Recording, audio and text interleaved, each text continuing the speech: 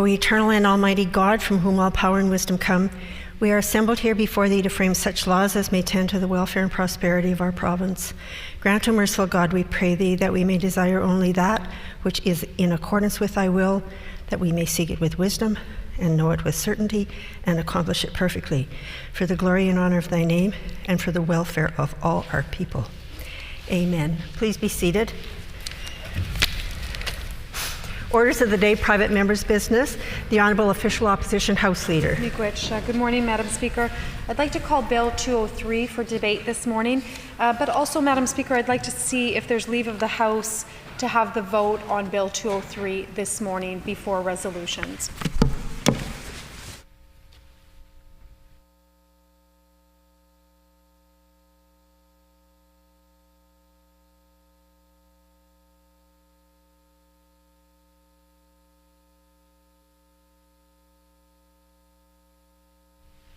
It has been announced that the House will deal with Bill number 203, the Manitoba Hydro Amendment Act.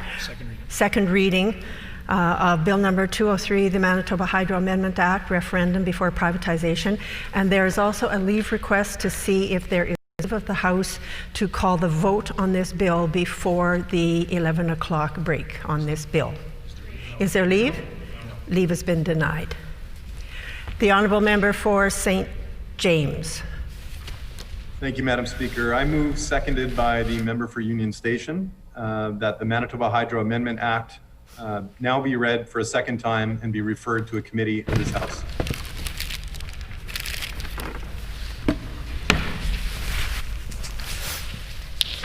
It has been moved by the Honourable Member for St. James, seconded by the Honourable Member for Union Station, that Bill number 203, the Manitoba Hydro Amendment Act, referendum before privatization of subsidiary, be now read a second time and be referred to a committee of this House. The Honourable Member for St. James. Thank you, Madam Speaker. It gives me great pleasure to have an opportunity to speak to the importance of this bill, Bill 203, and I'm very pleased to speak about why it's needed right now and to have an opportunity to encourage this government to support it. This bill would ensure that no subsidiary of Manitoba Hydro could ever be privatized without giving the people of Manitoba a say in the referendum first. We need this bill now more than ever because we have a government that's proven its willingness to take public wealth and to transfer that wealth into private hands. As much as the Premier and his cabinet like to suggest that we're just crying wolf about privatization, the facts and the actions of this government tell a very different story. We have every reason to believe that this government is setting the stage to sell off more of our hydro assets, and we see those indications and hear those indications from many places, journalists, the work that they're doing, FIPAs, and it's becoming increasingly clear what the intentions of this government are. You know, in some cases, we're also seeing direct preparations for the selling off of publicly owned Manitoba hydro assets. And in others, we're seeing clear evidence of them using backdoor approaches to privatization, divesting small portions of hydro, using RFPs to substitute a public function for a private one. Increasingly, we're seeing a growing role of private business and the role of the public organizations, their footprint is shrinking. Because all of Hydro's subsidiaries are money-making entities, privatizing any of these assets simply means less profits flowing to Manitoba Hydro, and by extension, to all of us as Manitobans. This creates one thing, Madam Speaker, it creates increased rate pressures and ultimately greater costs of energy for all Manitobans. And that goes for folks who own 7-car garages, right down to everyday working Manitobans. And I think we know, Madam Speaker, that the impact of increasing energy costs are borne mostly by those who are lower income and who are struggling to get by. The privatization of Teshmont Consultants, in which we were all partial owners, was not a decision that was in the best interests of this province. That company made millions of dollars in profits every single year, and many of those profits were made doing work in partnership with Manitoba Hydro. The sale of Teshmont to Stantec means lowered profits for Manitoba Hydro, but it also means that our economy shrinks. It means that good paying, high-tech engineering jobs, the kind of jobs that we want to have stay in our province, the kind of jobs that allow families to want to make a life here in Manitoba instead of taking their families to Toronto or to Vancouver or to Calgary, is threatened.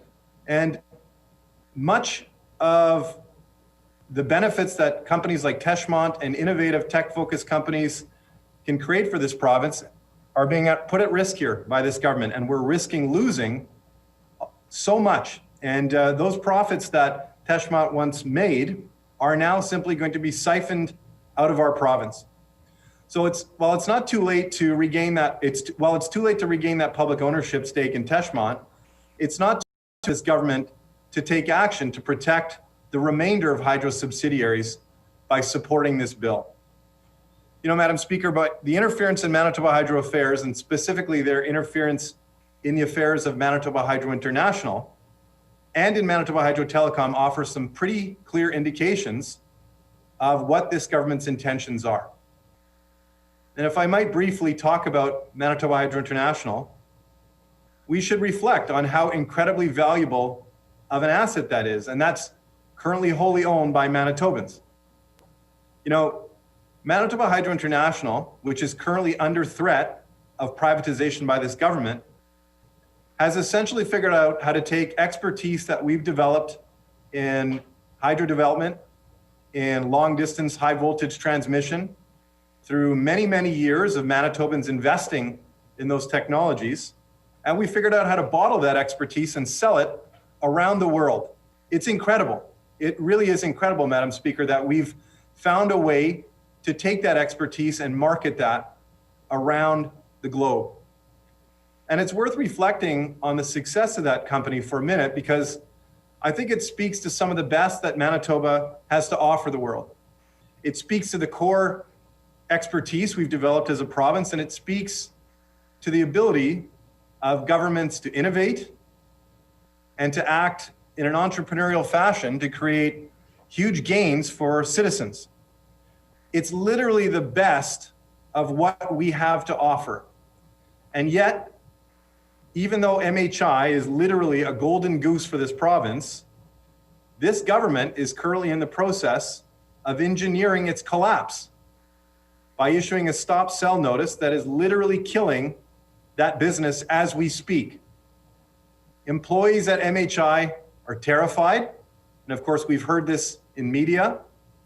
There are huge questions about the future of that wholly owned subsidiary of Manitoba Hydro that produces huge profits for Manitoba Hydro that again correlate to reduced rates for Manitoba ratepayers. And we have very strong reason to believe that just like Teshmont ended up on the chopping block only a couple of months back, that now Manitoba Hydro International is very much at threat of being sold off by the Premier and his cabinet. To repeat, the government is forcing Manitoba Hydro International to stop selling any and all services, which is causing them to halt all of their business activity. Why would they do this other than to prepare Manitoba Hydro International for sale on the market? What other possible reasons could exist for allowing this valuable Manitoba-owned business to fail? It just does not make any sense at all. And the only possible explanation is that this valuable, publicly owned business is about to go on the chopping block. And I know we have many reasons to believe that decisions relating to the future of Manitoba Hydro International have been delayed as a result of political concern, I'm sure, that this government had about the outcomes of that. And we can all wait with bated breath, I think, for January, when we understand there will be discussions relating to the future of that Crown Corporation wholly owned subsidiary. I'm sure what I'm saying is making some of my colleagues on the other side of the House a little bit nervous, because I think this information is cutting a little close to the bone for some of them. And I think many of them know the direction that things are headed. And they should be nervous. We all should have reason to be nervous, because this premier is very clearly moving to cut Manitoba Hydro International, to sell it off to the highest bidder.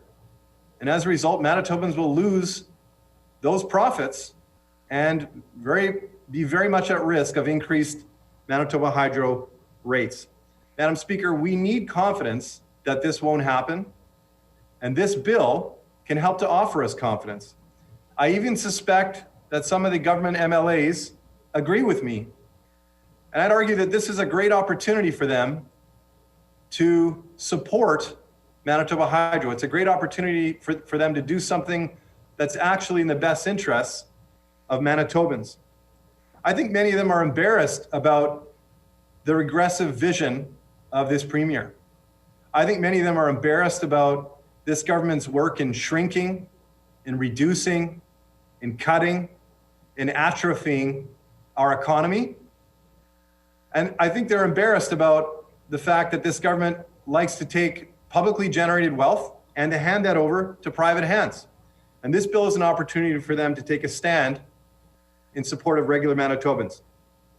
Madam Speaker, our concern doesn't just end with Manitoba Hydro International. We're also concerned about their interference in Manitoba Hydro Telecom, which is another incredibly valuable subsidiary that creates profits for Manitobans. We know that this government is interfering there too. And they're shutting down Manitoba Hydro Telecom and preventing them from doing business. They're kicking them out of the business of managing access to our fiber optic line. They're handing over the keys to big business. They're using what's called a concession model to allow private business to make profits off of our fiber optic line, while Manitobans lose out on that key opportunity. And every indication that they're going to be handing over control of that fiber optic line to a major, large pan-Canadian telecommunications company, and Manitobans will lose out. The writing is on the wall for Manitoba Hydro International, and it's on the wall for Manitoba Hydro Telecom, and we cannot allow this government to privatize those subsidiaries. We need to protect Manitoba Hydro. We need to protect these subsidiaries. This bill is an opportunity for this government to do that, and I recommend all of them come out in support of this bill today.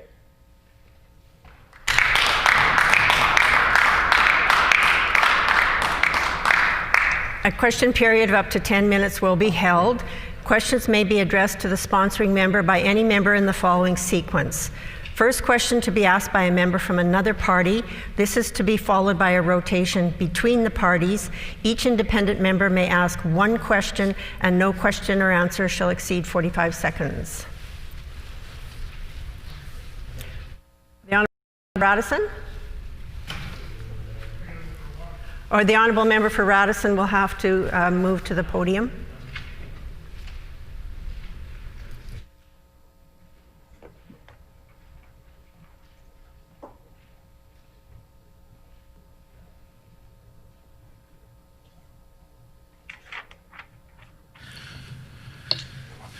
Thank you, Madam Speaker. My question for the member is, does the member for St. James believe that a referendum should be required for Manitoba Hydro to acquire an ownership stake in a private corporation? The Honourable Member for St. James. Madam Speaker, I think that what's important here is that we protect the assets of Manitoba Hydro, that we work to protect these subsidiaries which have been put under threat by this government. And we don't have to look far into the past to see that this government is interested in one thing and one thing alone, and that's breaking up our most valuable crown corporation, in taking Manitoba Hydro-owned assets like Teshmont, which was producing profits for Manitobans, and putting it on the chopping block and selling that off to the highest bidder. We have every indication, again, that with Manitoba Hydro International, with the stop sell order that they've enforced upon them, putting 100 jobs. The member's time has expired.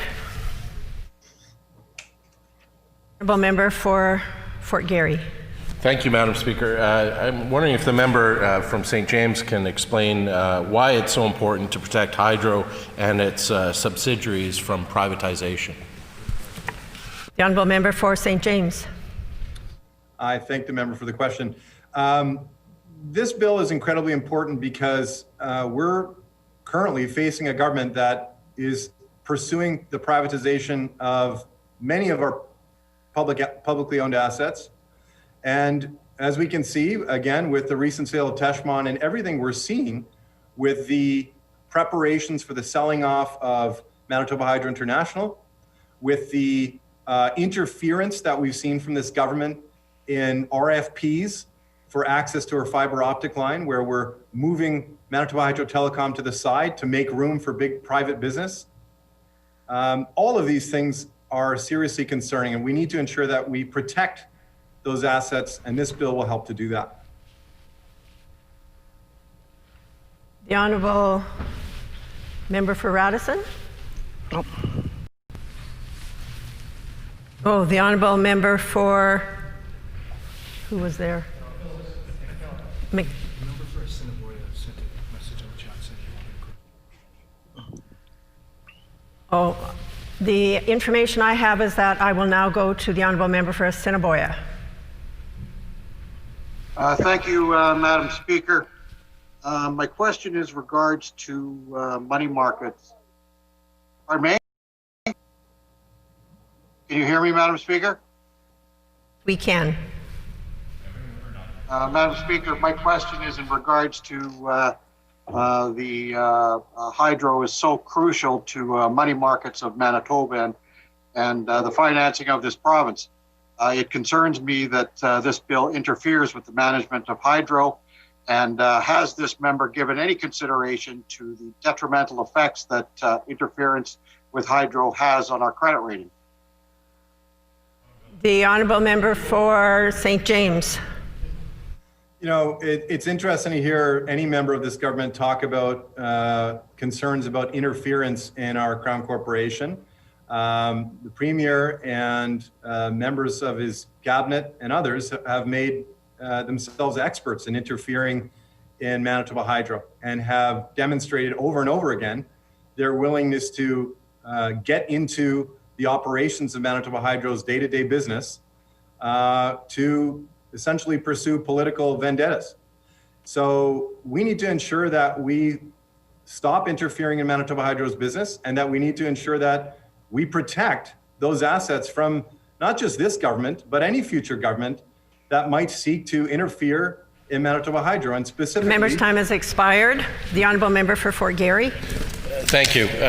Why do you think the Palliser government sold off Teshmont when it made a profit and kept world-renowned expertise in control of Manitoba Hydro? The honourable member for St. James. Thanks for the question. You know, it's clear that this government is interested in one thing and one thing alone, and that is taking publicly owned assets and moving them into private hands. This government is all about shrinking, they're about reducing, they're about cutting, and ultimately they're about making their friends in the private sector wealthier. So there's really no other explanation that any of us can find that would create rationale for why we might want to divest of an incredibly valuable company like Teshmont. So I can see no other reason other than this government's desire to move wealth from public into private hands. The honourable member for St. Boniface. Thank you, Madam Speaker. This is a referendum-related question. I know that recently just asked whether there should be a referendum on buying private assets. Do you think that there should be a referendum on when the government cuts taxes?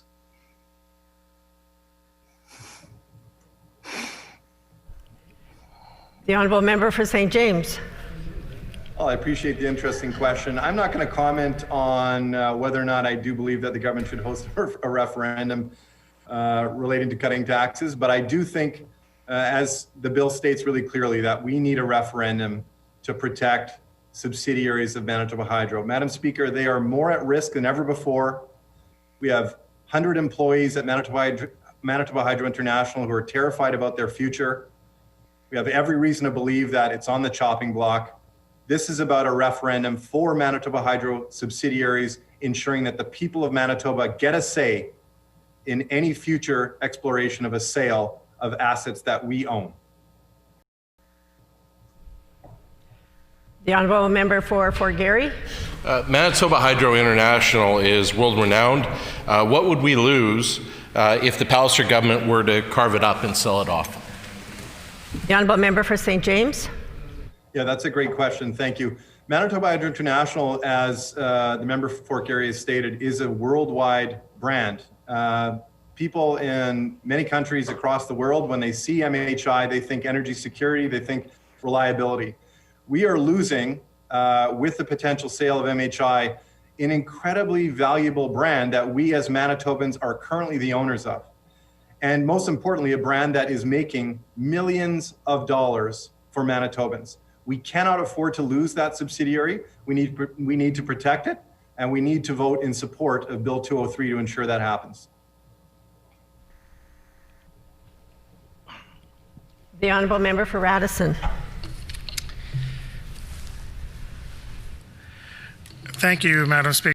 I think by the response, such as it was to the first question that I asked regarding the need for potential need for a referendum to acquire private enterprise, it seems that the member is only in favor of ever growing and making larger crown corporations larger government. Can he confirm that?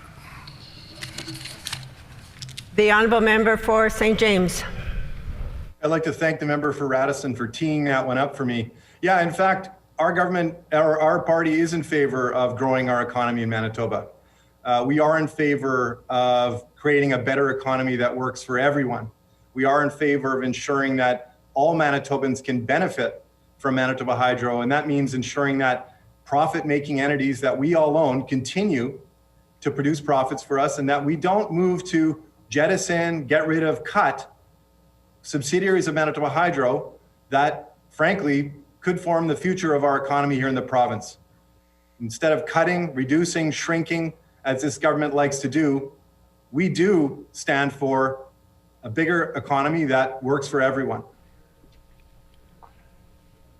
The honourable member for Fort Garry. The Palliser government tried to commission or create a commission of inquiry by Gordon Campbell and now Brad Wall. Why is this so unusual? Aren't such commissions usually led by non-political people? The honourable member for St. James. Yeah, thanks. That's a great question. And absolutely, typically these types of commissions are led by experts in their field or judges or nonpartisan individuals with expertise in a given area. The fact that we have a review being led by not one, but by two ex-Conservative premiers should be concerning to all Manitobans. It's highly unusual to approach a commission of this nature using highly partisan actors as they have. And I think it's pretty clear that when the report does come out, that Manitobans won't really have much reason to put stock in that, especially given that it's being led by somebody who is a massive champion of coal and who frankly has a record of terrible fiscal management in Saskatchewan with huge numbers of projects that had massive cost overruns. So we're not interested in learning from Mr. Wall, and frankly, we the member's time has expired. Manitoba just fine. Thank you. The time for this question period has expired. Debate is open. The Honourable Minister for Crown Services. Well, thank you so much, Madam Speaker, and it certainly is a privilege and a pleasure to rise today to speak to Bill 203, Madam Speaker, and certainly in my opening comments, I certainly reject the last 10 or 20 minutes of the NDP, in particular the member from St. James, putting a number of falsehoods on the record. And certainly I'm pleased to be able to spend, unfortunately, the next 9.5 minutes, I wish I had an hour, Madam Speaker, to talk about some of the areas where the NDP and the former government has left Manitoba Hydro in a situation, and generations of Manitobans to continue to pay for their record on Manitoba Hydro. So, Madam Speaker, our government has made it clear that Manitoba Hydro belongs to Manitobans, Madam Speaker, and will continue to be owned by Manitobans. That's been made very clear many times, both not only by our Premier, Madam Speaker, but by myself, and we are on record multiple times saying that Manitoba Hydro will remain public and will and Manitobans own Manitoba Hydro, Madam Speaker. The opposition, again, the opposition of this bill 203 is essentially senseless, Madam Speaker, when the government has clearly stated repeatedly that we have no intention to privatize Manitoba Hydro, and Manitobans ultimately have the final say. We already know that, Madam Speaker. The members opposite know that. So, again, they're continuing to put falsehoods on the record, and it's actually shameful, Madam Speaker. Madam Speaker, let's speak a moment about the NDP's time in government. It's our government's job, Madam Speaker, to clean up the mess left by the NDP in respect to Manitoba Hydro, and of course, Madam Speaker, again, in many areas of government and public-owned assets, Madam Speaker. The NDP had made a mess with Manitoba Hydro projects were completed grossly over budget, leaving Manitoba Hydro and Manitobans with massive debt recovery, Madam Speaker. And I'd like to read into the record today some of those areas that are going to affect generations of Manitobans to come, including my 5 grandkids and likely their kids, Madam Speaker, because of the gross mismanagement by the NDP with Manitoba Hydro. Madam Speaker, under the NDP government, Manitoba Hydro debt grew exponentially.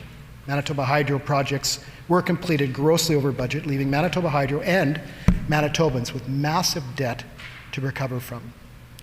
Madam Speaker, proposed approved budgets and final amounts on these capital projects, and I'll list them below for the record, Madam Speaker, and I'm sure the NDP will be interested to know where the damage they've done to Manitoba Hydro and continue to when they were in government.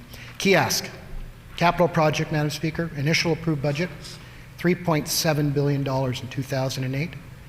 Final budget, Madam Speaker, and again, we're not sure if that's final, but to date, $8.7 billion. Madam Speaker, $5 billion over budget, just with kiosk alone. Bipole 3, Madam Speaker. Initial approved budget, $1.8 billion in 2005. Final control budget, Madam Speaker, $4.6 billion, $2.8 billion over budget, Madam Speaker. Manitoba, Minnesota transmission project, Madam Speaker. Initial original budget. And Madam Speaker, certainly at another time, I'd love to table the document for the member from Concordia if he needs to read it more. But certainly I'll continue to try to put this on the record for him and his benefit, Madam Speaker. $205 million for Manitoba, Minnesota transmission project was the initial budget. Landed at $490 million, Madam Speaker, $285 million over budget. Wasquatam, $900 million project, Madam Speaker, initial budget. Final budget, $1.7 billion, Madam Speaker, $800 million over budget. Madam Speaker, this totals over $9 billion over budget. Madam Speaker, imagine where that money could be going right now, especially during a pandemic, Madam Speaker. We were left with $1 billion deficit by the NDP, Madam Speaker. Hydro is going to surpass core government's total debt in the next year to 2, Madam Speaker. It's shameful under the NDP government. Madam Speaker, Manitoba Hydro projects, including kiosk and Bipole 3, again, over $9 billion. Over budget, Madam Speaker. Clearly, the NDP had a blatant disregard for money and Manitobans. Madam Speaker, the damage done to Manitoba Hydro by the NDP cannot be ignored or repeated. Madam Speaker, as I see I have 5 minutes left, I would love to be able to speak again to this, and I think I will hopefully get a question on it this afternoon, but our PC government will get Manitoba back on track, Manitoba Hydro back on track, back on the right track, Madam Speaker. We will continue to restore Manitoba Hydro back to the crown jewel it once was.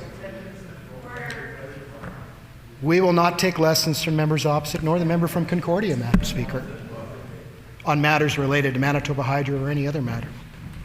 While the NDP's vision for Hydro focused on their political interests ahead of the interests of Manitobans, Madam Speaker, our government will have the best interests of the owners of Manitoba Hydro in mind, Manitobans. The NDP make the same baseless accusations every now and then. They're out of ideas, Madam Speaker, and it seems the only tool they have at their disposal is fear and fiction, Madam Speaker. The opposition clearly wants to distract Manitobans from their party's gross mismanagement of Manitoba Hydro. And Madam Speaker, on that point, I'd like to also enter into the record, some of the areas that were recently quoted, Madam Speaker, in an article in a local newspaper. Last week, and I'll quote, last week, a few weeks, the NDP have been screaming about privatization of Manitoba Hydro, Madam Speaker, to anybody that would listen. But it would seem they do not quite understand what that is, Madam Speaker. NDP leader Wab Kinew went on. NDP leader... Order, please. Wow. Just a caution to the member that, and I think he realizes what he just did, but we are not to be using the names of members in the House, only their positions. And while I'm at it, I'm also going to indicate to the member that the use of the word falsehood is also unparliamentary and not to be used in the House either. The Honourable Minister for Crown Services. Thank you, Madam Speaker, and I do apologize. I was reading a quote, and I apologize. And I also apologize for the word, using that word in the House, Madam Speaker. Thank you. And again, the Leader of the Opposition went on to call it a very dark day for the province before declaring, Madam Speaker, and I quote, "Here's the doomsday scenario we were concerned about, Madam Speaker."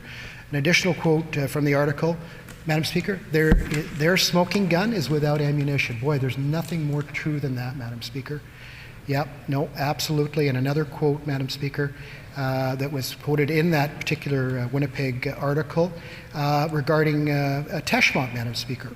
And it's obviously more apparent every time the members opposite get up and speak about Teshmont that they are truly out of touch with exactly what Teshmont was and is and continues to be, Madam Speaker, which is a privately owned firm. Since 1966, Madam Speaker, Teshmont has been in business, serving in an engineering capacity throughout Manitoba and other jurisdictions throughout the world.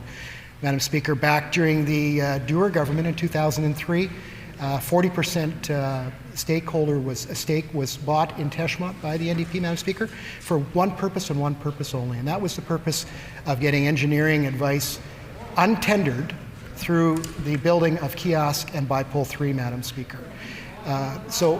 Madam Speaker, and for the member barking across the way there, I can tell that member that, quite frankly, if they did their research, Madam Speaker, they'd have the same information that I'm presenting to the record today and to this House, Madam Speaker. Additional quotes, again, Madam Speaker, are simply this. This flawed campaign of alarm bells over the fear of privatization of Crown corporations that the NDP so poorly mismanaged while they were in power, Madam Speaker, is laughable. That's correct, Madam Speaker, laughable. Additional quote from the article, Madam Speaker. We're at the point where the NDP is throwing whatever half-truths they can at the wall to stir up the bee's nest, Madam Speaker. Another example, a clear example of the NDP's culture of creating fear with Manitobans, Madam Speaker. Shameful. The direction to build Bipole 3 and kiosk without public utility board scrutiny created multi-billion-dollar debt, Madam Speaker, that ratepayers of Manitobans, our children and grandchildren, are now stuck with for generations. And that, Madam Speaker, is absolutely shameful. Transition to an article, Madam Speaker, that I read in the Globe and Mail lately, and I'll be very quick. The past decade, Canada's politically owned hydroelectric utilities have cost billions of dollars for Manitobans and other jurisdictions throughout Canada, Madam Speaker. Thank you. I wish I had more time.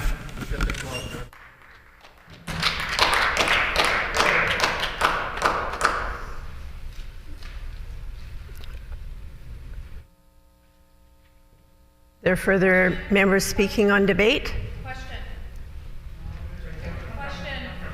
Oh.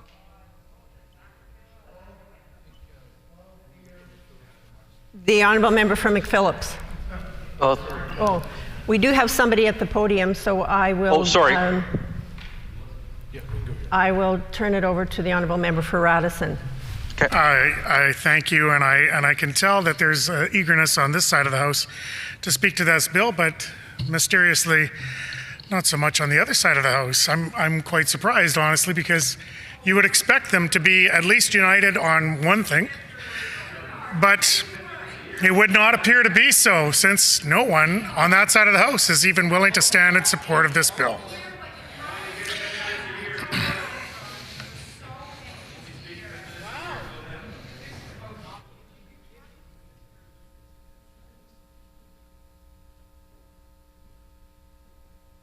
I think when members are standing in the House, they like to be heard.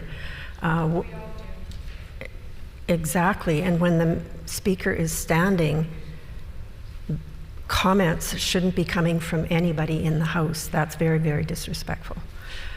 So I am going to ask everybody, please, there is somebody that wishes to debate. If other members, instead of heckling, would actually stand and like to speak to this bill, I would be more than happy to recognize them. So if somebody wants to speak after this member, I would encourage them to please stand in the House and do it properly. The Honourable Member for Radisson. I thank you so much, Madam Speaker, for your efforts to maintain decorum and good order in this House this morning. And as I was noting, nobody from the other side would apparently stand in support of the member for St. James. Now, this is not a surprising thing, I suppose. I was chatting with someone the other day who said it's not so much that somebody's steering the NDP ship, it's more like they're just a bunch of rowboats with one person each and they can't decide which way to row. They might be strapped together with some orange twine. I don't know what's holding them together, but clearly they're not really going anywhere. And so, that being said, I'm happy to speak. And also, as we noticed, the member for McPhillips was happy to speak, and I hope he gets a chance this morning to speak as well, because this is something that we need to talk about.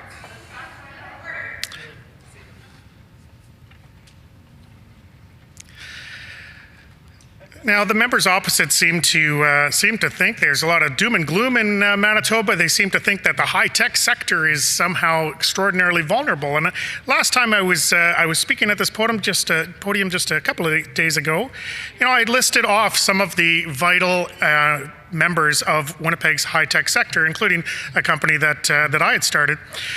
Now, I'll list them again for the members: New Flyer, Permission Click, Varian, North Forge, Conquest, Ubisoft, Magellan, Rapid RTC, Momentum, Healthware, Standard, Arrow, and even Stantec, and the list goes on. And I would call the members opposite to attention, because if they may have noticed that long and vibrant list of companies, well, there isn't a single publicly owned one on the list, is there? And that's because the high-tech sector does well in a private environment. It prospers in a private environment. And when I asked the member for St. James about how concerned he was about Hydro acquiring companies, he seems to be very concerned about them divesting themselves of their interest, but he seemed completely unconcerned about them acquiring companies, and that's because for them it is a one-way road. A one-way road to larger crown corporations, a one-way road to larger government. And you can see that this is they even called it, I think he called it economic growth to have larger government. But I don't think the members understand how an economy actually grows, because the economy needs to be funded by actual wealth generation and not by the actions of government.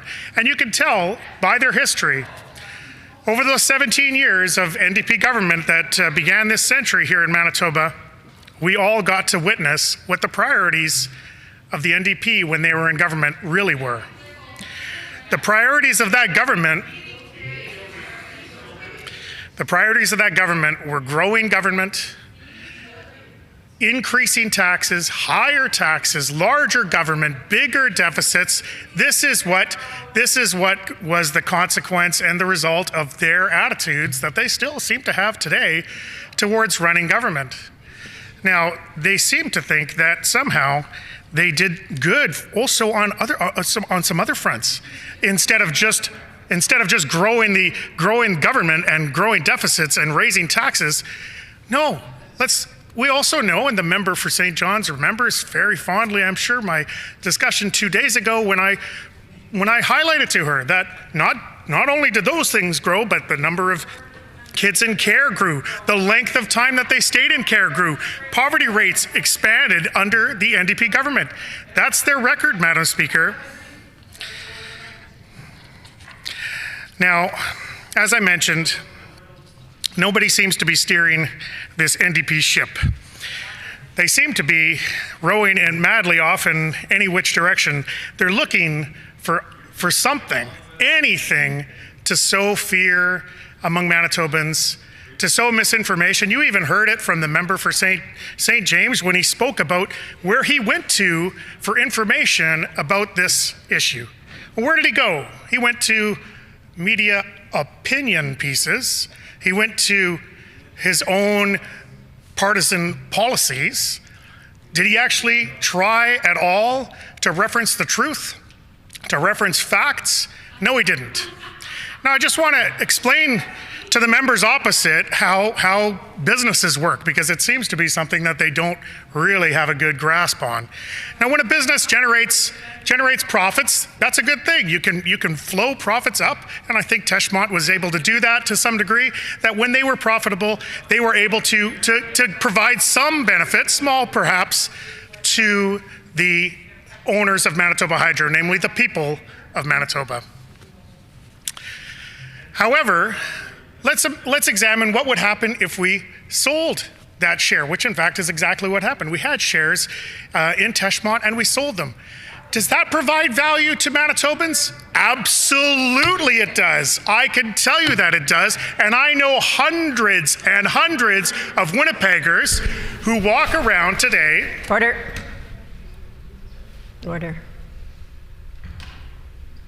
I'm having incredible difficulty trying to hear the member, and I would urge all members, and I don't know how many times I have to ask for members to please show respect to the person that is trying to debate. If people want to stand up and debate, everybody can stand up and debate this issue.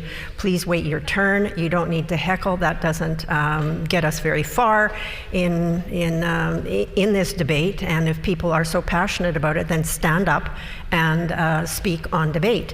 And I would just like to also indicate to the member that with the words he used about trying to reference the truth is getting very close to being unparliamentary language. So I would urge caution to the member on that. The Honourable Member for Radisson. Thank you so much, Madam Speaker. And certainly the contrast there was between facts and opinion, and those are the words that I intended to use. So please accept my apology. Now, as to the attitude of the members opposite, I'm not sure they respect even each other. So I hope that they can show respect, even though I don't expect them to actually give it. In any case, where was I? I was talking about what the result of selling an ownership share in a private corporation can do. Well, I can tell you what it can do. It can generate a tremendous amount of wealth, a tremendous amount of income for the person doing the selling. Okay, because what has happened is that in this case, Stantec, they're taking on Teshmont, trying to have a greater role in the ownership of Teshmont, and they're going to have to continue to operate it.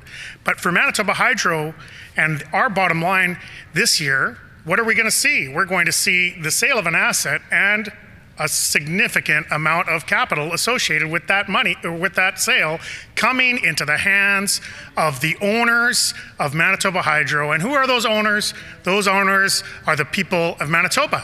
So indeed, there has been a tremendous benefit being shown by the sale of Teshmont.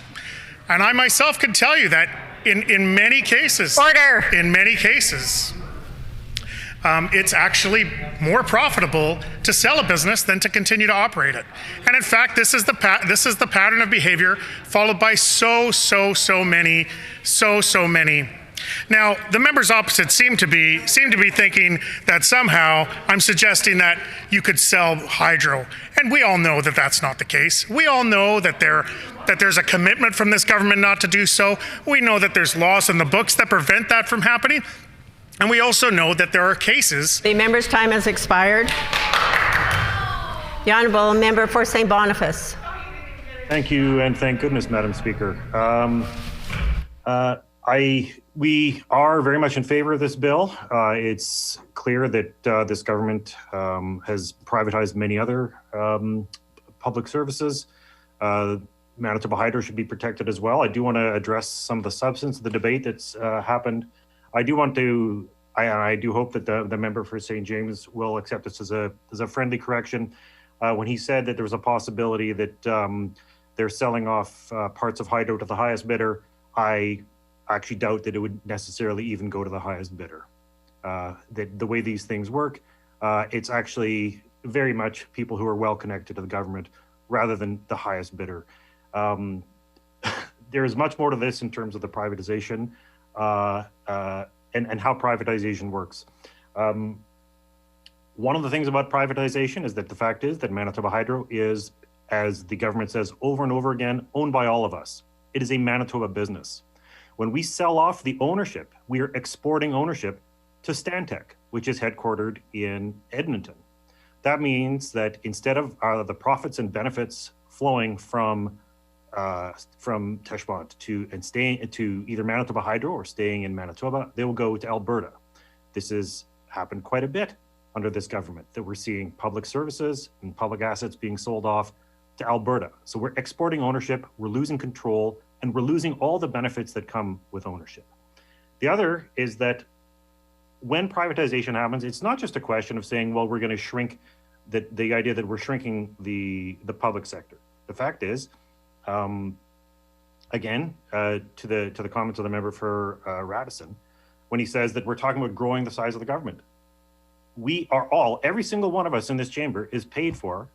We are all part of government. We are all working at jobs. When we spend money, that money we spend is just as good as money, whether it's at a restaurant or a business or buying furniture. When we spend that money is every bit as real in the pockets of the people who get it as if we were working for the private sector. The government is part of the economy. And the fact that the members of government don't realize that is really quite amazing. I will also say, though, however, that when it comes to referenda, it only took till in the last 2 years to actually have a law that would make referenda work at all. This was shown in part because when the Premier took his court case over raising the PST, it was discovered, first of all, that is a right of government. It is a right of government to raise taxes, that you're not actually supposed to just pass off to people. In fact, it's probably unconstitutional to do so. But that we have had no referendum law. So all the things we were supposed to have on referendums, it was all just a window dressing and political theater. So whether it was a balanced budget, whether it was raising taxes, or whether it was selling off Hydro, there was no truth whatsoever to that until the referendum law was actually passed. The other concern about privatization is that it's not just a question of saying we're losing these assets, it's who's actually making money from the sale. Because this is one of the things that is one of the most important things when it comes to lawyers or whoever that middleman is, or middle person, they're the ones who are really, really profiting from these sales. So when these assets get exported, when the PC government exports ownership to another jurisdiction, it means that somebody is actually benefiting from that sale. It might be a lawyer, it might be, or it could be a consultant. That this is actually the way that a lot of consultants and lawyers make their money, by skimming off the sale of public assets, which are better placed in the public realm, over the private sector. Now, I will point out that while members of the government have said that they've put it on the record that they will not sell off any part of Hydro, they just did. And this is that members of this party also ran on a campaign saying they had no intention to sell off MTS, which they did. I will also note to correct the minister for Crown Services.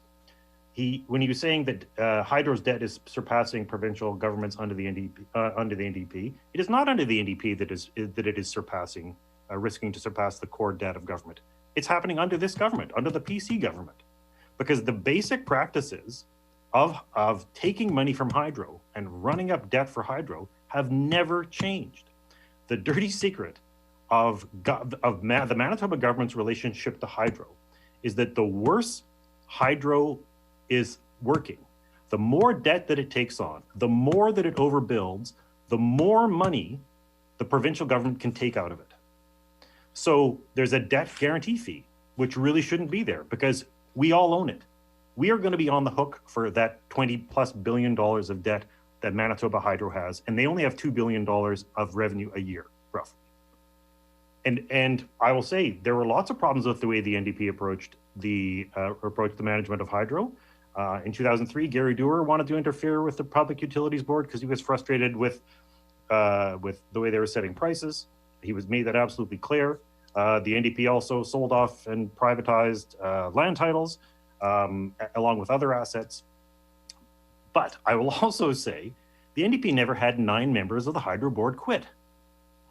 And the reason they quit was because of the financial risk that hydro poses to Manitoba. And this government could actually provide all sorts of relief to hydro instead of forcing workers to take pay cuts and instead of forcing workers to take layoffs. They keep saying, well, we own hydro. So when a government, when a business has an option, you can either to cut costs, you can either lay people off and which hurts both workers and customers, or maybe you pare back a little bit on the massive dividends you're paying to the owners, because this government and the NDP government before took out it's something on the order of $400 million a year in capital taxes, in water rentals, and in debt guarantee fees. And all of that is happening while hydro is racking up massive debts. There is a debt swap happening between the Manitoba government and hydro. For years, the PC and the NDP alike, for decades, have been putting our debt onto hydro's books. And it risks breaking hydro. And it risks it leads to the temptation on the part of this government to maybe sell it off. But they won't for 2 reasons. One is that it brings in over $400 million a year to the province's coffers. And when I spoke with Sandy Riley about this, he said no one actually wants to buy hydro because it's not worth anything, because its debt is so huge. And it is a result of decades of political interference, which used to be hidden and is now absolutely explicit in this budget. In this budget, the government is overriding the PUB and ordering hydro to deliver a price hike. The entire purpose of the PUB and all the rules we have are set up to prevent political interference, which is now explicit in the budget.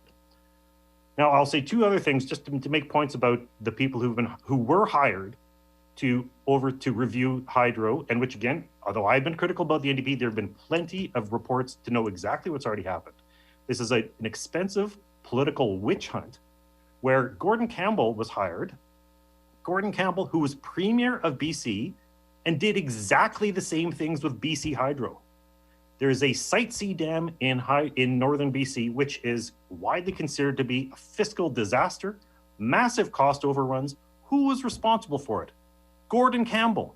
Who does this government first hire before he ends up being dismissed in disgrace? Who did they first hire to review Manitoba Hydro? Someone who did exactly the same thing. And as for Brad Wall, there are 2 issues. One, he's been an outspoken opponent of Manitoba Hydro. He has complained about the way Manitoba's transfer payments are calculated because he thinks it's unfair that Manitoba's energy generation, which was built at great expense, is treated differently than the resources of energy from oil, which no one built, which were under the ground. So I will say, once again, it is very important I do agree, we have the referendum legislation in place. This should not be sold off. We're happy to support this. I will say one thing again to the MLA for Radisson, that every single tech company he named depends entirely on subsidies or has governments for clients. So I'm really tired of this idea that the private sector can somehow live without the public sector. The 2 depend on each other. Thank you very much, Madam Speaker.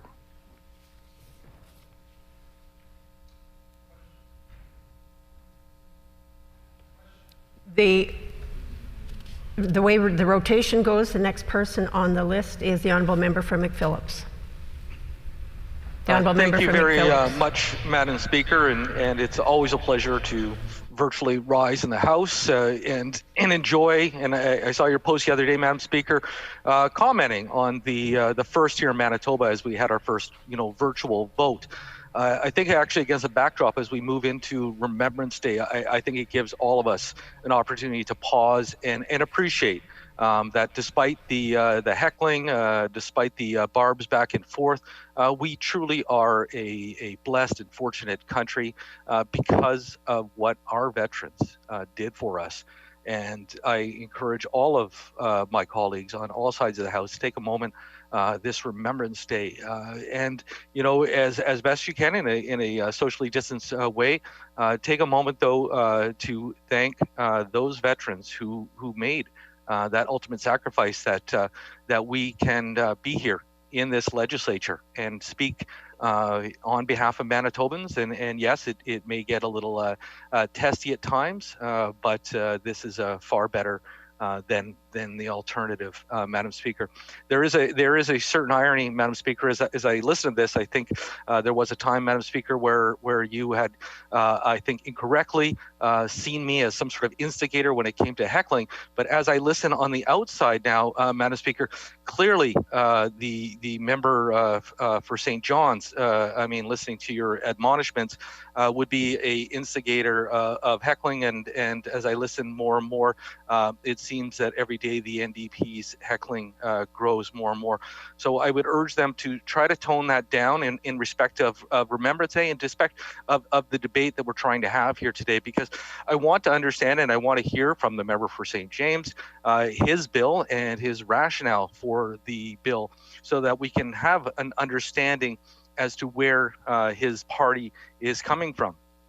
Now, I listen very carefully because I think it is important that as elected officials that we listen to our opponents, because they do have a view. I'm not saying in particular with the NDP that it's a valid view, but they do have a view, and I think it is important that we do hear from them.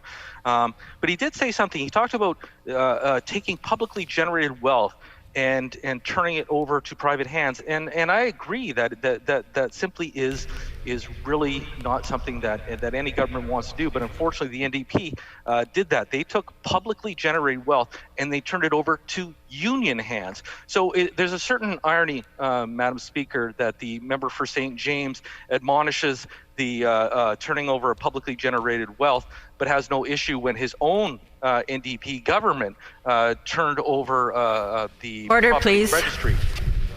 When this matter is again before the House, the Honourable Member will have 7 minutes remaining. The hour is now 11 a.m. and time for private members' resolutions.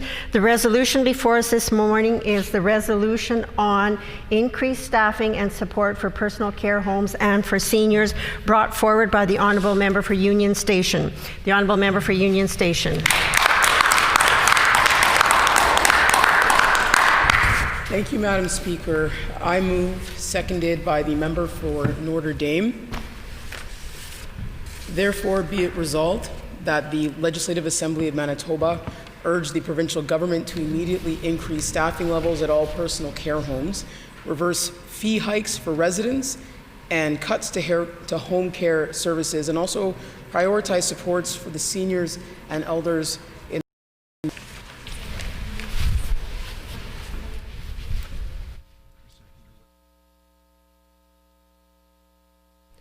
I would ask the member to do it again, as the seconder was not in their seat, and it is important that when members are seconding a motion that they are actually in their seat. So I would ask the member to start again. The Honourable Member for Union Station. Thank you, Madam Speaker. I move, seconded by the member for Wolseley. Therefore, yeah, okay. Therefore, be it resolved that the Legislative Assembly of Manitoba urge the provincial government to immediately increase staffing levels at all personal care homes, reverse fee hikes for residents, and cuts to home care services, and also prioritize supports for the seniors and elders in the province.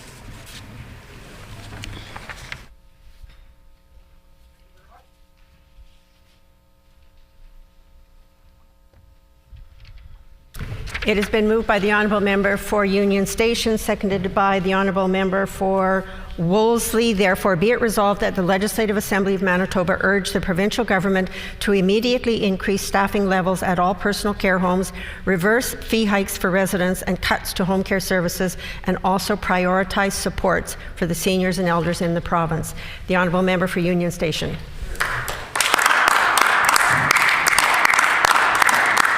Thank you, Madam Speaker.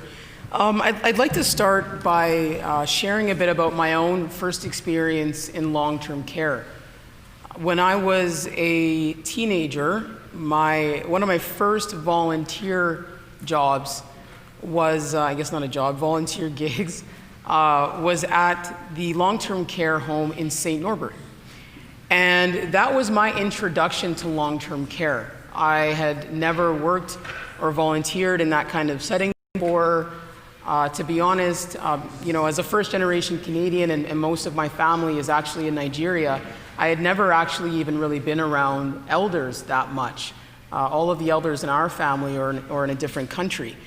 And so that was, for me, a really eye-opening experience. It was something that shaped the way that I would move forward in the rest of my life, and certainly was a really great introduction in terms of what it means to build relationship with seniors and elders and older adults, and what it means to provide care in that setting.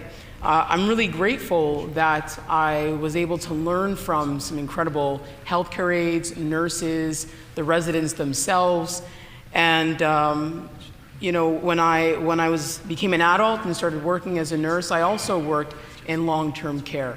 And I'm well aware of just how heavy that workload is.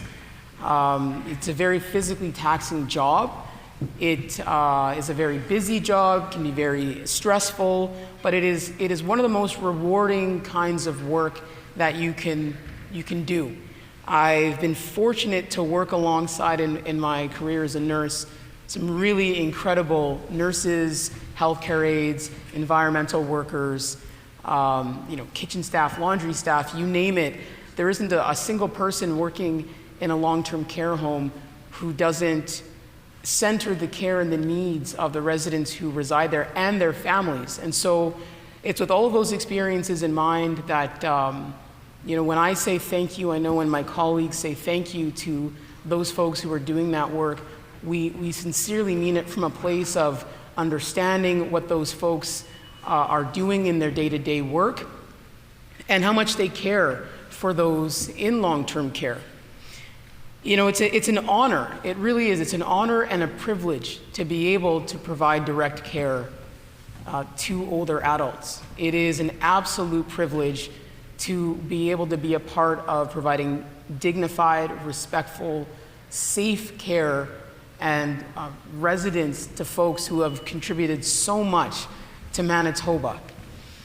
And that's part of the reason why it's so disheartening, Mr. Deputy Speaker, to not only see what this government has done before the pandemic, the multiple cuts to long-term care, the cuts to the services that those in long-term care need. For example, occupational therapy and physiotherapy.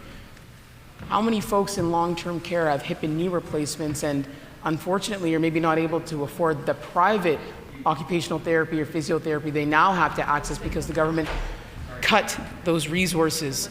It's disheartening that the government has not built a single personal care home bed of their own, failed to build the 1,200 beds they promised in 2016. It's disappointing that they haven't addressed the staffing issues in long-term care. These are all things that the government failed to do, the government did do in terms of cuts leading up to this pandemic. But it's during this pandemic, Mr. Deputy Speaker, that I think everyone now can see the harmful impacts of this government's decision-making in terms of long-term care and personal care homes.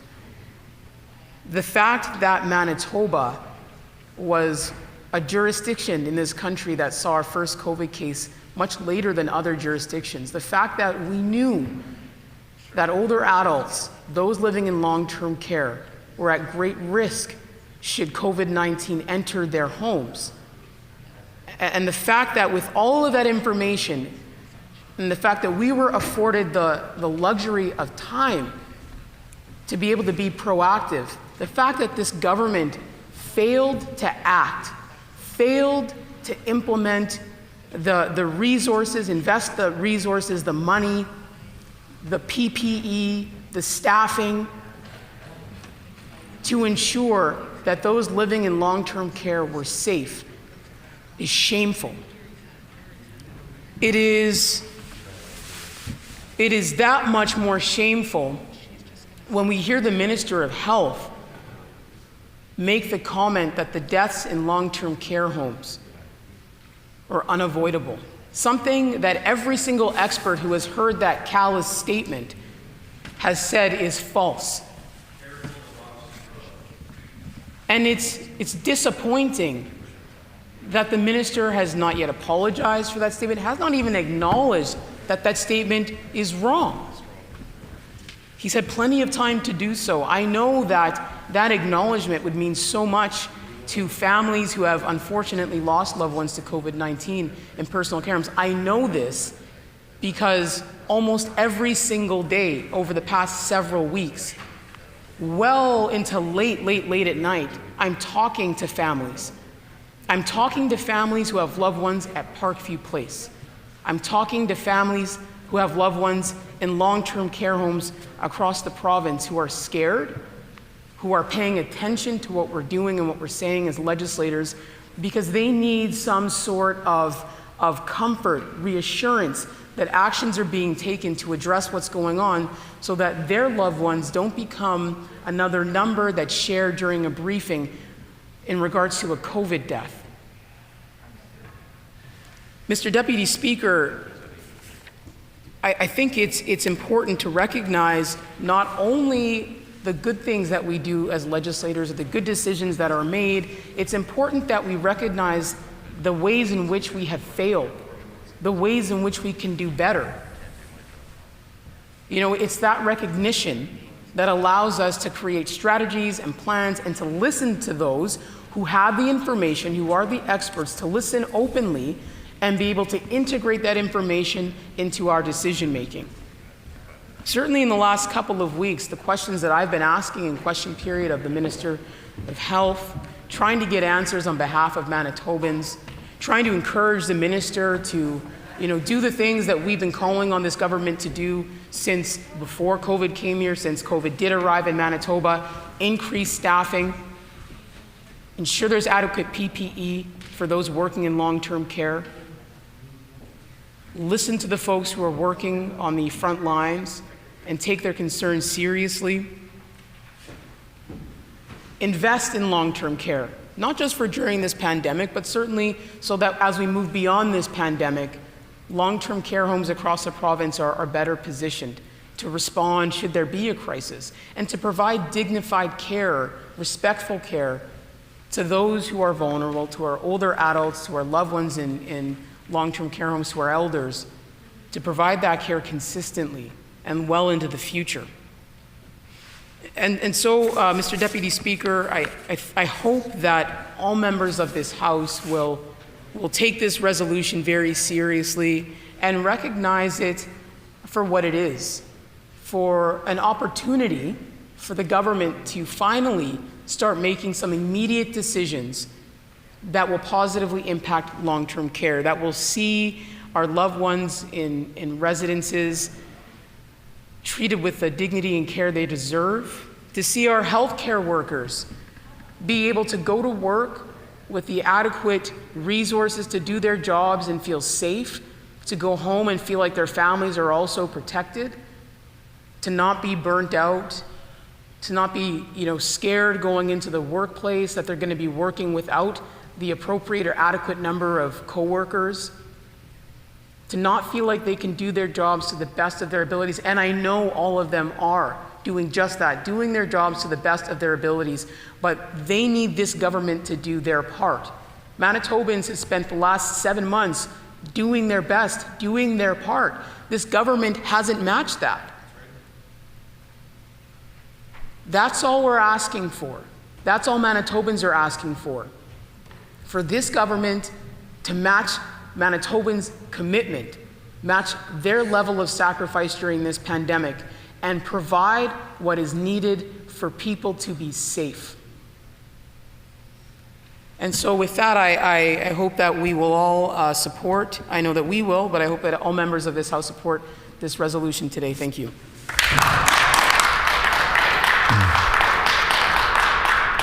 A question period up to 10 minutes will be held, and then questions may be addressed in the following sequence. The first question may be asked by a member of another party. Any subsequent questions must follow a rotation between parties. Each independent member may ask one question, and no questions or answers shall exceed 45 seconds. The honourable member for Brandon East. Thank you very much, Mr. Deputy Speaker. I was wondering if the member opposite could inform the House on who they have consulted about this legislation. The honourable member for Union Station.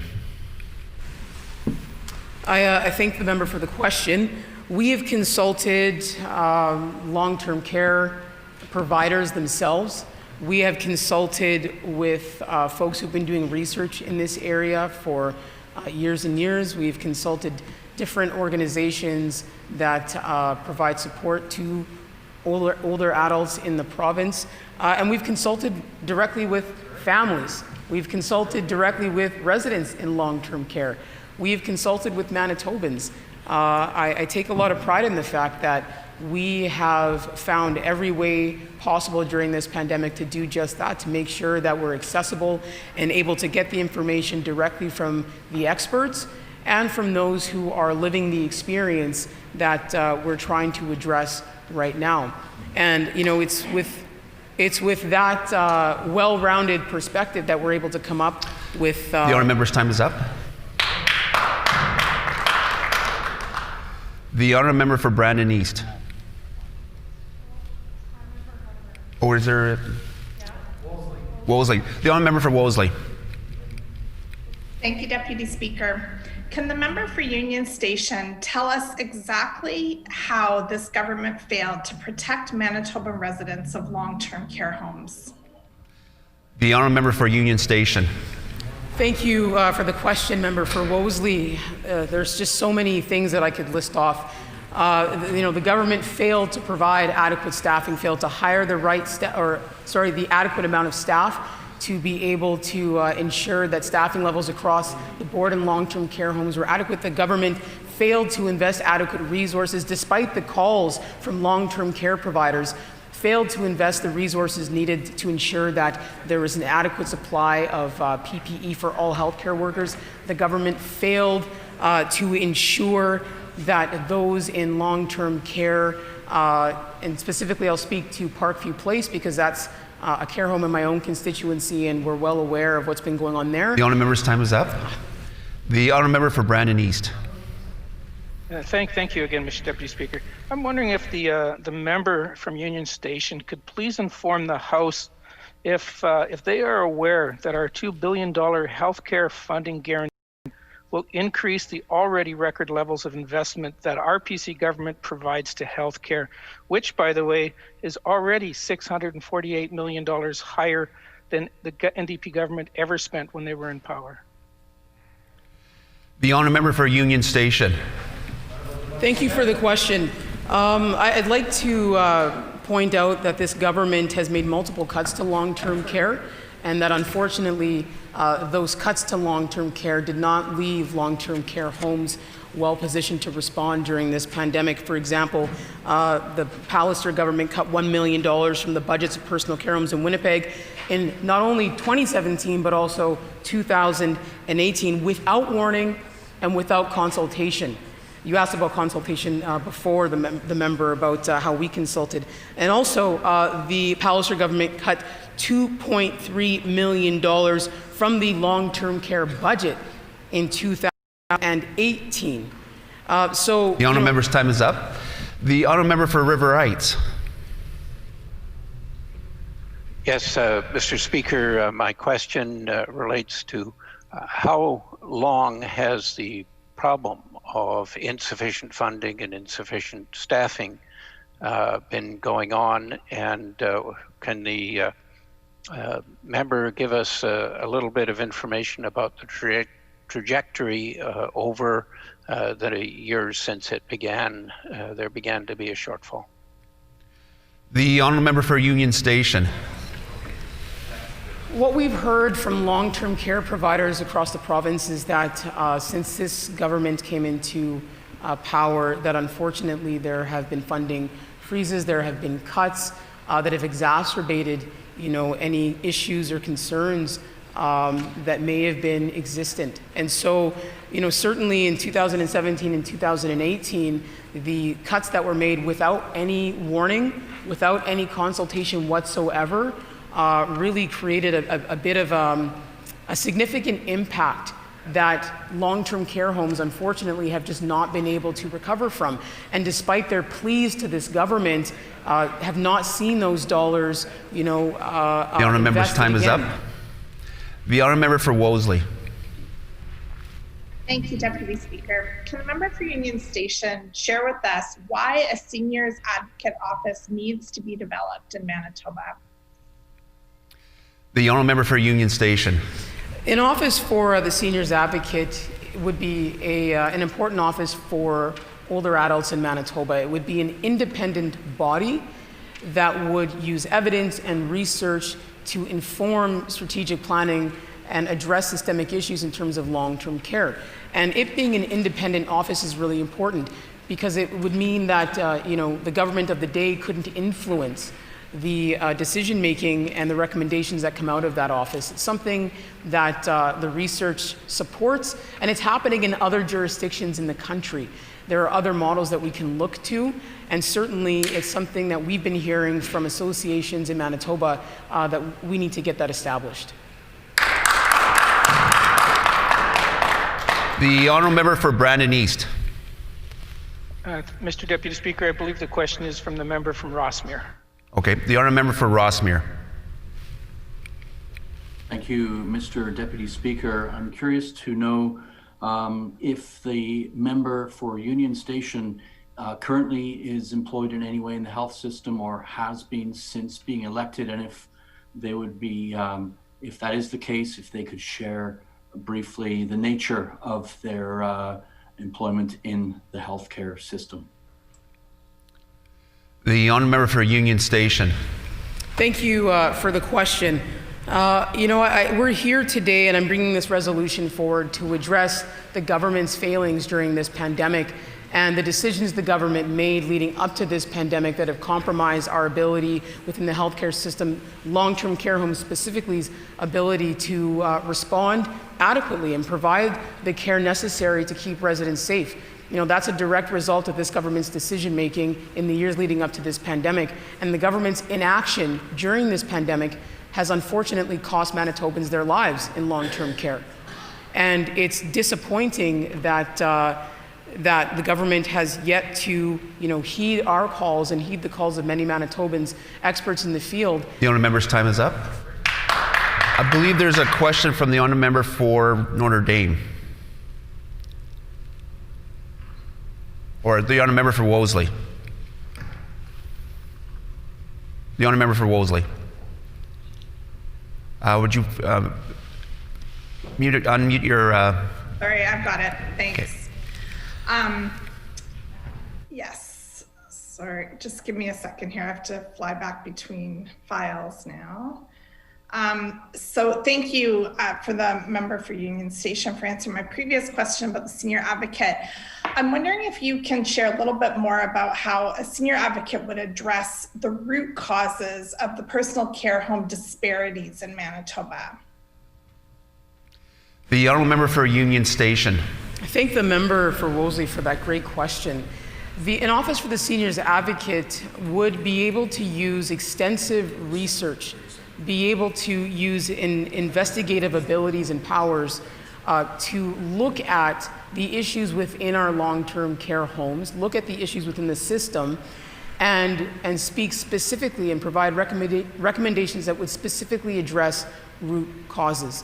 And I think that's something that's really important for folks to understand, that this office would be looking at how do we support systemic change? And that's what's so significant, that it's not just about addressing the issues for right now, it's about addressing them at a preventative or root level so that we have long-term positive outcomes. The honourable member the honourable member's time is up. We have another question from the honourable member for Rossmere. The honourable member for Rossmere. Thank you. Wondering if the member could inform the House if they are aware of the significant measures that have been taken to protect seniors in Manitoba, specifically during these recent weeks and months, and why none of those measures featured in the preamble to. The honourable member for Union Station.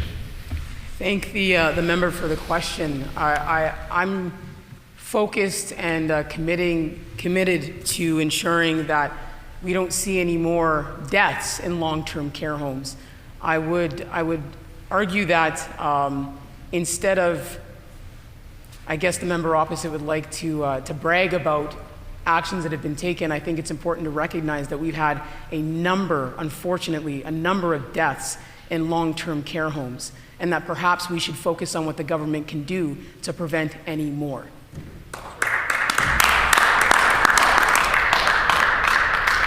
Time for question period has expired. The debate is open. Any speakers? The Honourable Minister for Health, Senior and Active Living. Thank you, Thank you, Mr. Deputy Speaker, and it's my privilege to be able to speak to the resolution that is before the Chamber this morning. I want to begin by saying that COVID-19 is hard on everyone, and I want to signal this morning that we have once again Lynette Saragusa, the Chief Nursing Officer for Shared Health, who is joining Dr. Rusin on a regular basis now again, reconstituting that team that was in place in the early days of the pandemic.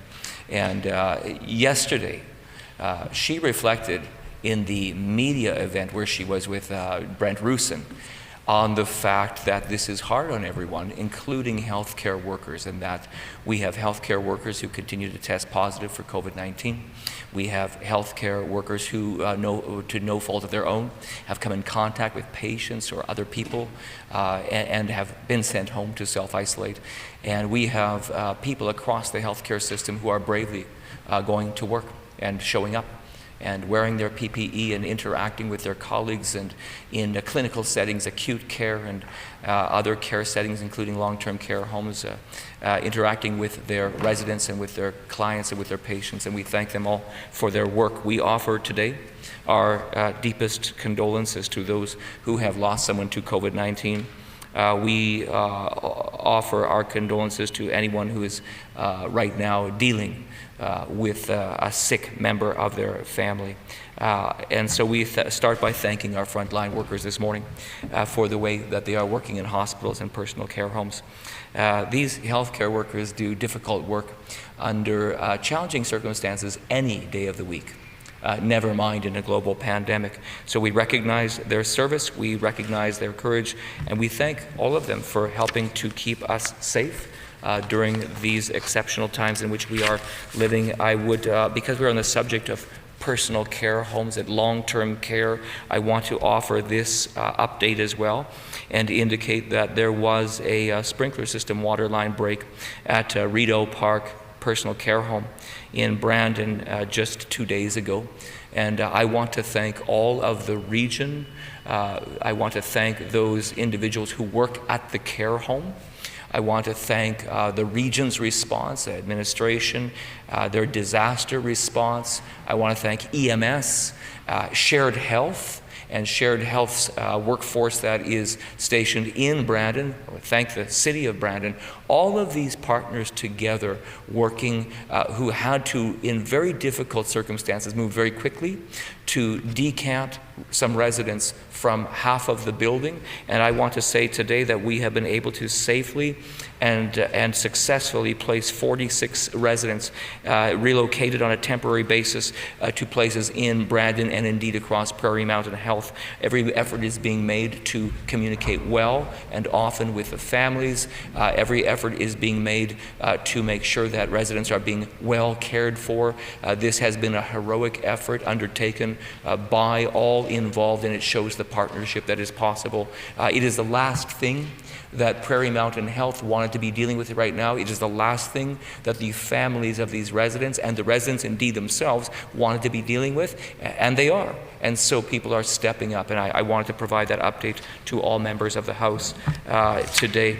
Mr. Deputy Speaker, I want to say as I begin this morning, mindful of the time, that we have taken measures to protect personal care homes. We reject the content of this resolution that casts aspersion, that points fingers, that uses all kind of speculation, that is absent any kind of constructive ideas about how to go forward. I said yesterday, and I will say again today to the opposition, there is a way in a global pandemic for the opposition parties to really add value, to be part of a coherent effort to focus on the health and safety of all Manitobans, and to be able to occupy a role in which they allow the best interests of Manitobans to be kept in mind and to be constructive in their criticism. We have not seen that yet here. We have seen it in other jurisdictions, and we continue to call on the opposition parties to get in line, to focus on the needs of Manitobans. This is a global pandemic, and it is time for the opposition to play a constructive role, to get into those trenches and help with everyone else. There will be plenty of time in the aftermath of a pandemic to point fingers and say who did what, when, where, and there will be mistakes that will have been made, and we'll be the first to own where those mistakes have been made. Right now, we need help from all members of this House to keep the health and safety of Manitobans first and foremost in all of our deliberations in this House and every single day. So we reject all of the misinformation that is offered in this resolution. I know that my colleagues will also speak to these things and talk about the important and real and quantifiable investments that this government has made because we care about seniors, because we care about those who are receiving home care, because we care about those in our personal care homes. This morning we will hear from the I always say the parliamentary secretary. That's not quite the term we use in these settings, but we will hear from the member for Brandon East, who is that legislative assistant in health, who has been assigned this special role, who is working alongside all of the personal care home operators in this province, looking at new models, looking extra jurisdictionally at what is being done. Indeed, Mr. Deputy Speaker, I believe in many respects we have been having in this province for years now the wrong conversation about the needs of seniors and how to best care for them.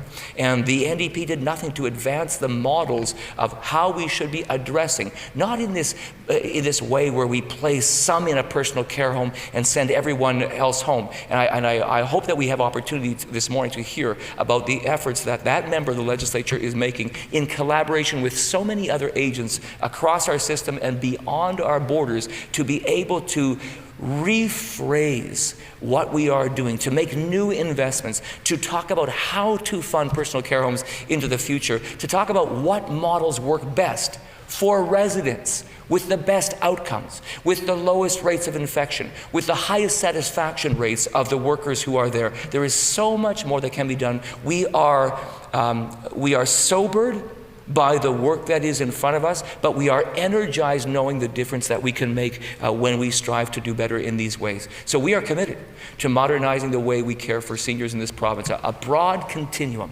of services that meet seniors appropriately at the point of their need is what we need. Here's a few things we've done to protect personal care homes.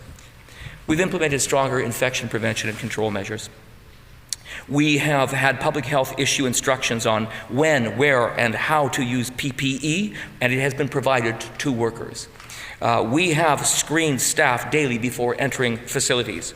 We are building and delivering those all-season visitation shelters that will go to every single personal care home, either an external shelter or an internal one, to make sure that we can continue to have residents in personal care homes meet with and have contact with their loved ones, their caregivers, even if COVID-19 should be shutting down regular visitation privileges. We're proud of that investment. We're proud of the role that the Minister for Central Services has had in helping us to deliver this on time to these sites. We have adopted a single site model that is helping limit the people who work at single care homes, that prevents workers and volunteers from spreading the virus. We have indicated to the personal care homes they will not be out any money for a COVID-19 response. We reject the resolution that states that's exactly what's taking place. That is false, Mr. Deputy Speaker. We have indicated, we've already solicited for the first quarter expenses of every personal care home in this province, the expenses that they have incurred for the fight against COVID-19, they will be refunded for. We will not make them wait a year to do it. We will be refunding them in a dynamic way based on their receipts. We have had LIFCAM and other, the Long-Term Care Association of Manitoba and other partners, the service delivery organizations, the facilities themselves thank us for these measures to help them make the investments they need. Investments in human resources, investments in other resources, investments in PPE, investments in other forms of support. We know that our home care funding is up $50 million over what the NDP funded home care. I will say it again, up $50 million over the NDP's funding of home care. That is up, that is not down. Seniors will remember that we froze the pharmacare deductible to make sure that in a global pandemic we wouldn't be spending more money on that. Many other things to say about how our government is investing in seniors, and I'm looking forward to the comments of my colleagues to bring that advice. The Honourable Minister, our time is up. The Honourable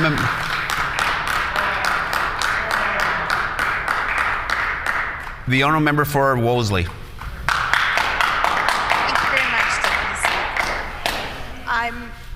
Like the member for Union Station, I spent some time working in a personal care home as a teenager as well. I was only 18 when I did my first college job placement in a care home, helping out in the Recreation Services Department. I also spent many years visiting both of my maternal grandparents in long-term care, and in late 2018, my own mother entered long-term care for a short time before she died. I can still taste the anxiety and the stress involved in helping my siblings make the best decision for the best possible care for my mom, who was in her 90s at that time.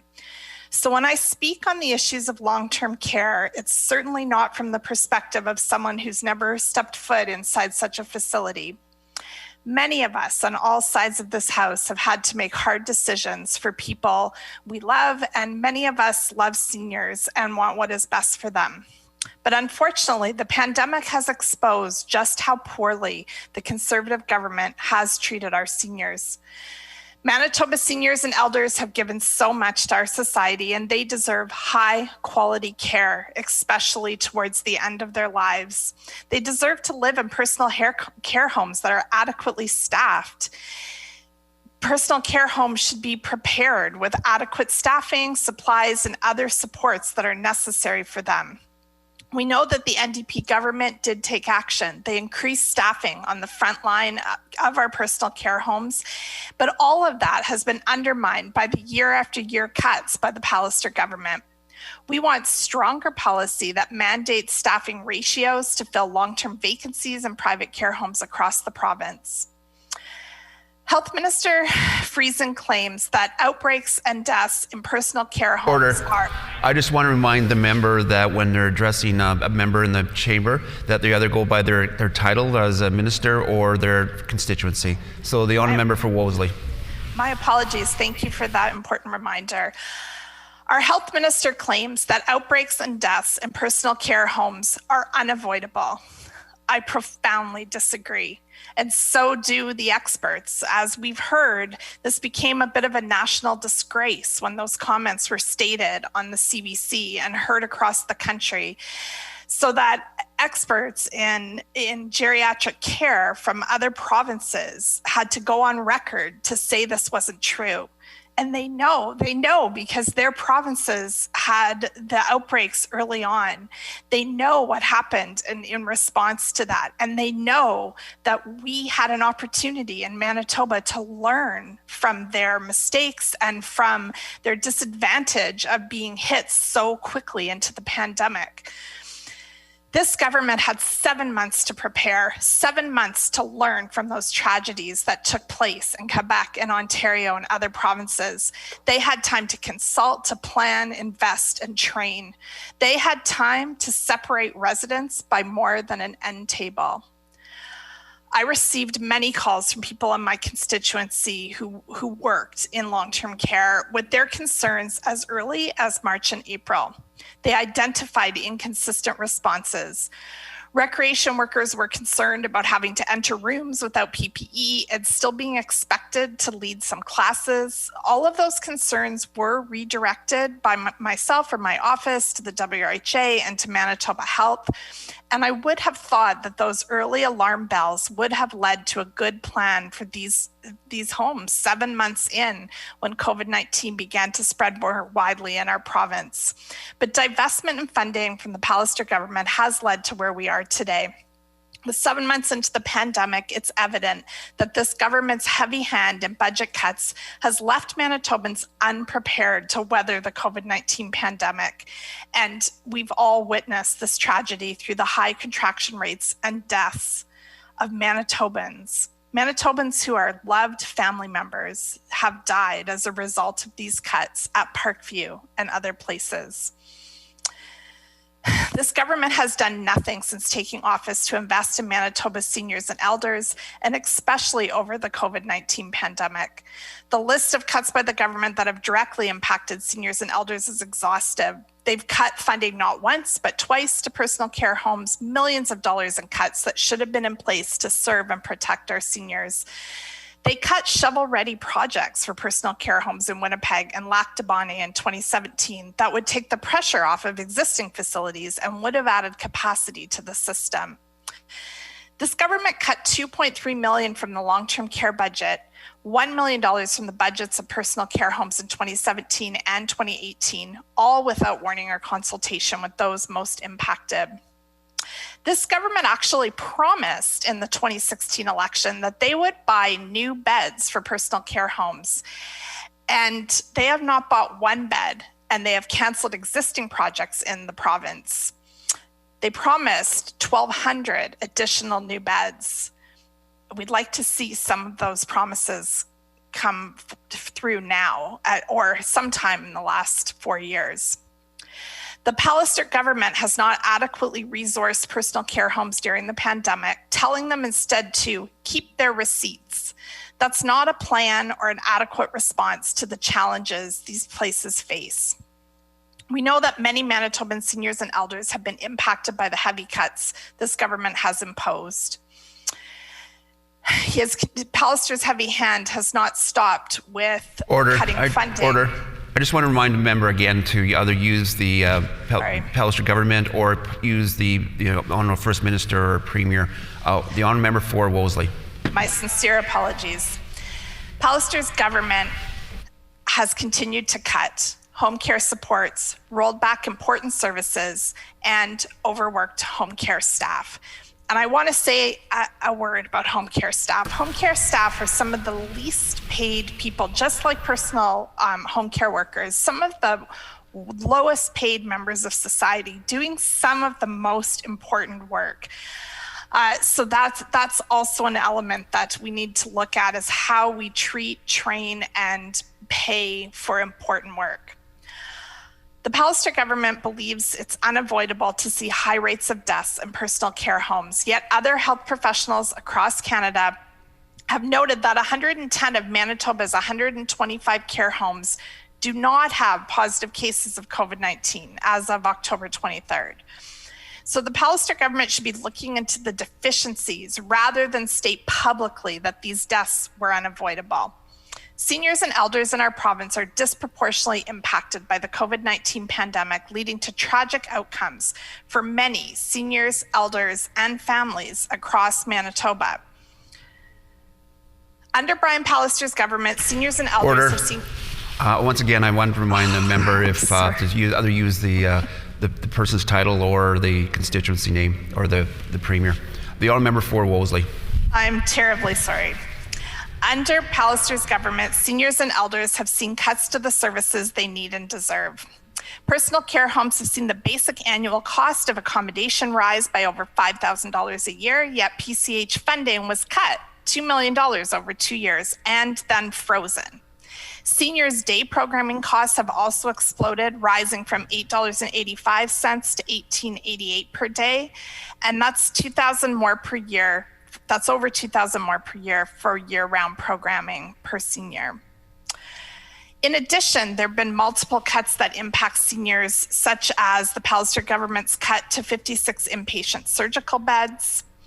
And using the pandemic, the Pallister government is quickly privatizing health services, including $4.5 million for an untendered out-of-province mental health service contract, which I know from speaking to constituents has not been working well at all. So a private contract with Morneau-Chapelle and a large contract with Dynacare. It should not be surprising the Pallister government has spent years cutting and defunding public health care while contracting out and privatizing our health services. Pallister has also raised fees for Order. I just once again remind the member to address the member of the other by the title or the constituency name or by the minister or premier. The honourable member for Wolseley. The Pallister government has raised fees for residents of personal care homes in the middle of the COVID-19 pandemic while not offering any other support. This government has failed to increase staffing levels at crucial times pre and during the pandemic to all personal care homes. They've chosen to keep fee hikes for residents and continue cuts for home care services in Manitoba's. And Manitoban families have continued to contact myself and my colleagues to express their concerns about the COVID-19 outbreak at Parkview Place. Families are simply not receiving timely information about their loved ones, and the divestment in healthcare has led to Parkview being understaffed. The families have told us that— The honourable member's time is up. The honourable member for Brandon East. Excellent. Well, thank you very much, Mr. Deputy Speaker. And it certainly is an honor to jump on here and put a few words on record, and maybe even straighten out a few points that have been put on record that simply do not have any merit. Before I begin my comments, however, on this resolution, I do want to take the opportunity to pass along my appreciation to all healthcare workers in this province for their dedication during a very difficult time. These last few months have definitely been hard on a lot of people, and these frontline workers and all frontline workers, whether they're housekeeping, laundry, it doesn't matter. They're in there working day in, day out, for the benefit of all of our residents. So I want to pass that along, and we heard earlier from the minister when he was speaking, and I do want to follow up on that and also add and acknowledge the staff and families and residents in my constituency at Rideau Park Personal Care Home for facing yet another challenge with the recent water line break. Again, a lot of people at play in there, but this really just proves that Manitobans are really a hardy bunch, and we will prevail with everybody working on this. I found it interesting, and I do want to thank the member from Union Station, worked in healthcare as a nurse. I appreciate the work that they have done in that role, my apologies. And the member from Wolseley stating that she too had been involved in healthcare. I really do appreciate that. The work that is done in healthcare certainly, is not an easy task. I spent 21 years in healthcare prior to being an elected provincial official here. 17 of those 21 years was under the direction of the NDP government. One of the questions I was hoping to ask earlier on in the question stage, of those 17 years. I just want to remind the member to address the members appropriately. The honourable member for Brandon East. Thank you, Mr. Deputy Speaker. My apologies. Again, I was saying for 17 years, the NDP failed to improve the healthcare system. All 17 years I was involved in healthcare, and I saw the work that was not getting done and the challenges that I faced and my colleagues faced in healthcare at the time. And it's I have a hard time listening to them now when they bring forward a resolution on healthcare that they blatantly did not look after for 17 years. But I have listened very closely to the words of the member from Union Station and the member from Wolseley, and I must say that I have seen less holes in a block of Swiss cheese than I have that's contained in this resolution. I do agree that and it is no secret, that we are seeing staff challenges in every sector in this province, much the same as can be seen across our entire country. Healthcare is not exempt from the challenges in staffing levels. Even a resolution or a bill that was passed recently in the House, allowing and making sure that folks that are not feeling well can stay home and not lose pay and not lose their jobs. Is it going to get easier? It might get tougher, because of that. But that's what we need to do to work on this pandemic. I do find it difficult, though, and very unfortunate that members on the opposite side of the House are using this pandemic as an excuse to try and gain political points when so many families are suffering due to reduced work hours simply because they are staying home because of COVID-related reasons. I know the member was asked about consultation regarding the legislation, and I asked that question for a very specific reason. You see, Mr. Deputy Speaker, as the minister mentioned previously, I have been working and consulting with a number of groups and individuals in our long-term care sector regarding our personal care homes, but also our community services and those services that are available to our older adults in this province, whether it be institutional services or community services. The health and well-being of Manitobans is definitely our top priority as we move through this pandemic. Manitoba's older adults have contributed so much in the way of life, raising their families, building our communities, and they deserve the best in their later years. Mr. Deputy Speaker, I have had some great discussions and have sought expert advice. In addition to those we heard earlier, I have consulted with the Manitoba Association of Senior Centers, the Active Aging in Manitoba, Retired Teachers Association of Manitoba, the Center on Aging, the Alzheimer's Society of Manitoba, the Transportation Options for Seniors Network, and many more. The goal of the Manitoba government is to support health and well-being of seniors and their loved ones, and our government is committing to ensuring the health and well-being of our seniors and their loved ones at all times, and especially through this COVID-19 pandemic. I will say, with the onset of COVID-19, our government has instituted steps to keep seniors in our personal care homes safe. As we've heard and we're all aware, we've placed restrictions on visitors visiting, enhanced screening for staff, enhanced cleaning and disinfection protocols, and the implementation of on-site staffing models designed to stop the spread of the virus to and among our residents. Our government has taken many steps ensuring the safety of our older adults by introducing virtual chronic care visits for PCH residents, which permit a physician to have an appointment with their patient virtually as an alternate to an in-person visit. While we recognize that having to place restrictions on visitation, our government recognizes the necessity of personal visits and has supported an increased visitation at personal care homes and long-term care facilities. We were the first province to introduce and fund the construction of outdoor all-season visitation shelters, which permit residents to visit with loved ones in a safe and sanitary environment. Some visitation shelters are already in place, and others are expected to be in place in the coming weeks as construction continues in a lot of locations all at once to meet this obligation. 160 shelters across Manitoba have been delivered, and there are, out of those 160, 105 of them are external buildings, and the remaining 55 are internal units. I do want to acknowledge and thank my colleagues, the Minister of Health, Seniors and Active Living, the Minister of Central Services, the Minister of Indigenous and Northern Relations, and yourself, Mr. Deputy Speaker, for attending to the constituency of Brandon East and looking at some of the first visitation shelters at Fairview Personal Care Home, Rideau Park Personal Care Home, and Dinsdale Home. Mr. Deputy Speaker, as you have heard, and we've all heard in the throne speech that was just a few short days ago, our government is committed to the development of a Manitoba senior strategy.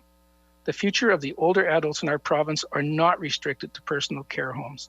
We need to look at a variety of areas within this spectrum. We need to look at home and community care options. We need to look at aging in place communities. Where do people live?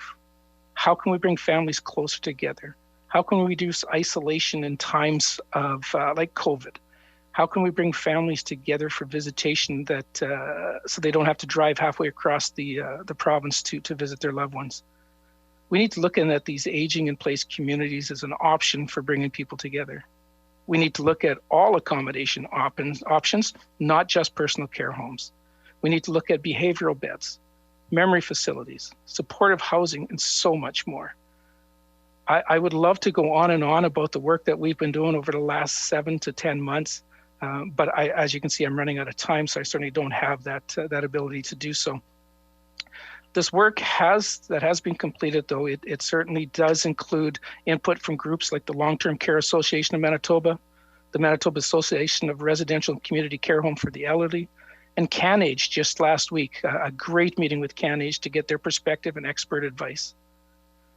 So I know I've got just over a minute left, Mr. Deputy Speaker, but I do want to take a few minutes to correct some misinformation that the member from Union Station has put on the record.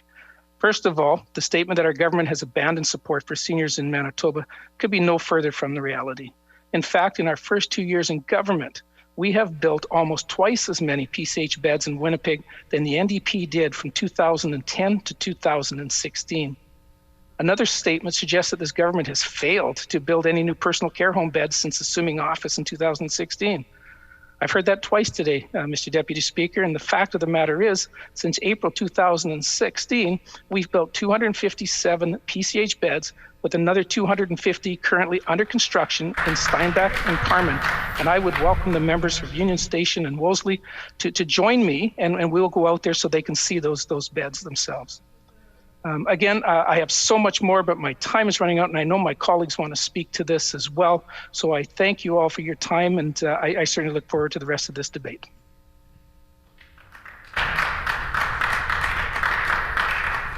The honourable member for River Heights. Thank you, Mr. Deputy Speaker. First of all, I want to say that we will be supporting this resolution, notwithstanding some concerns about the precise accuracy of certain of the whereas clauses.